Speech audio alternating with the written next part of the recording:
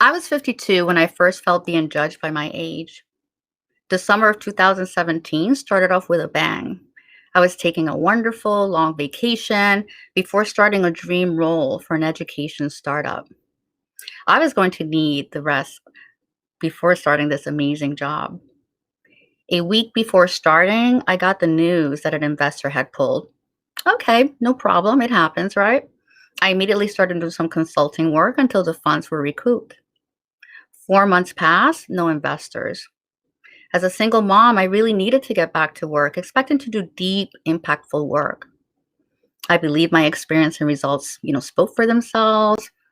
Wide network of colleagues, again, no problem. 8 months go by. I applied to 56 employers, got 5 callbacks, no job. How could this be happening? A year's gone by. It's summer again. My nest egg is definitely lower. Anxiety is definitely creeping in. Another 6 months go by, and I lost track of how many applications I had sent.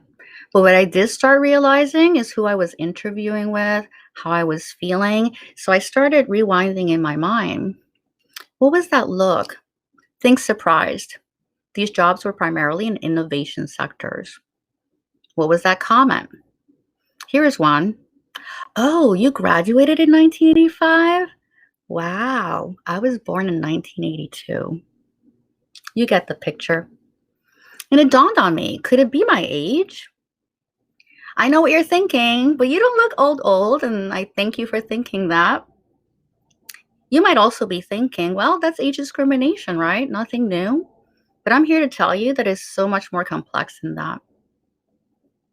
As the universe would have it, a little more than 2 years after that glorious summer of 2017, I was afforded the privilege of being appointed as Assistant Commissioner of the New York City Department for the Aging, working side by side with deeply committed colleagues. It is here where I have and continue to learn about ageism and its widespread consequences. Ageism is defined as prejudice or discrimination based on a person's age. It is a systemic stereotyping against people because of their age, just like racism to skin color and sexism to gender, classism. Why is it systemic? Well, it starts really early in our lives, right? You start hearing you're too young to know what love is, you don't have enough experience. And then we spend a good 15 years combating these stereotypes, those microaggressions. We're now real adults. We're in our 30s, we're working, we're producing. We spend maybe 20 years working hard, doing what, right, adult folk do. And then you're suddenly in your 50s. And this is when most people begin to notice ageism in the workplace. While the Age Discrimination Employment Act, ADEA, makes it illegal to discriminate against workers aged 40 and over, as many as 2/3 of workers between the ages of 45 and 74 say they have experienced age discrimination at work. And here's a curveball. For women, it can start as early as 35. Ageism happens really often and we don't even realize it, like every second, every minute, every hour of every day. Ageism is insidious. It impacts health, financial security, physical and emotional well-being. Social isolation during these pandemic times comes to mind.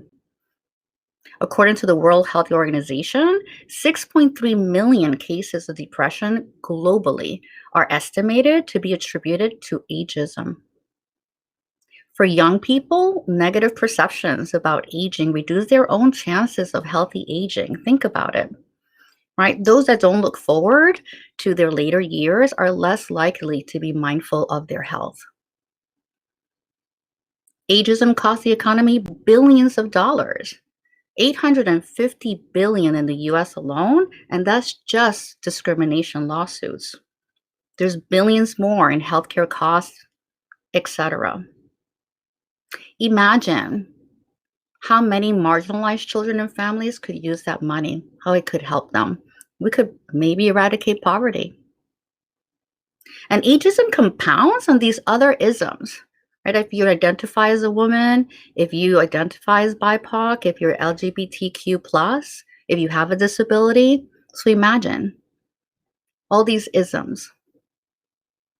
And COVID-19 has affected us all, some in obvious ways, others not as obvious. You may recall the hashtag boomer remover. Cruel. Ageism was prevalent before COVID. It is now as much as a pandemic as well. Ageism robs both young and old, women, BIPOC, LGBTQ, plus folk, people with disabilities. It robs us of hope, of dignity, of living in a kind, just, and inclusive society. Those last 6 months of my 2-year work insecurity journey due to ageism, I felt despair.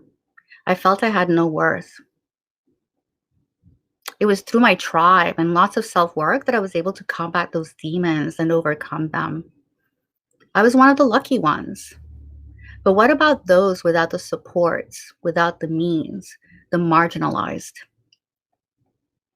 So here's what I'm going to ask of you, 3 things. Right? Be an activist.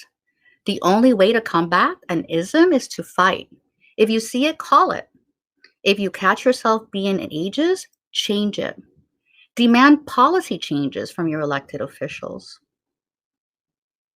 Be an advocate at work.